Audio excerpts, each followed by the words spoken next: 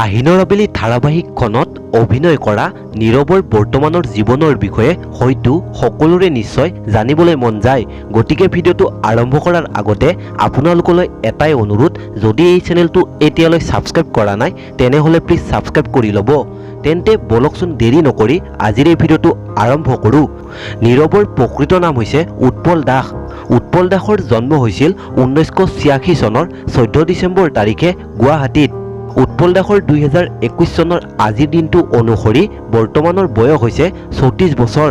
উৎপল দাসৰ শিক্ষাগত অৰ্হতা হৈছে উৎপল দাসে হাৰিয়ানাস্থিত ব্লুবেল স্কুলৰ পৰা শিক্ষা জীৱন আৰম্ভ কৰি পৰৱৰ্তী সময়ত অসমলৈ আহি গুৱাহাটীস্থিত ফেকালটি হায়াৰ ছেকেণ্ডাৰী স্কুলৰ পৰা HS কমপ্লিট কৰে। পিছত গুৱাহাটী কমাৰ্চ কলেজৰ পৰা গ্ৰেজুৱেশ্যন কমপ্লিট কৰে। উৎপল দাসৰ পিতৃৰ নাম হৈছে গকুল চন্দ্ৰ দাস আৰু মাতৃগৰাকীৰ নাম হৈছে বিভা দাস।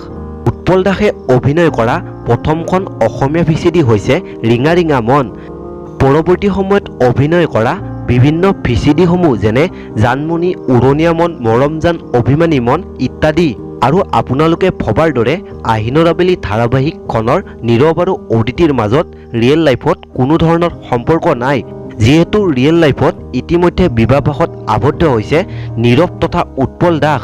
উৎপল দাসৰ ৰিয়েল লাইফৰ পত্নীগৰাকীৰ নাম হৈছে সুকন্যা কাশ্যপ আৰু তেওঁৰ কন্যা সন্তানটিৰ নাম হৈছে চৰিষা দাস।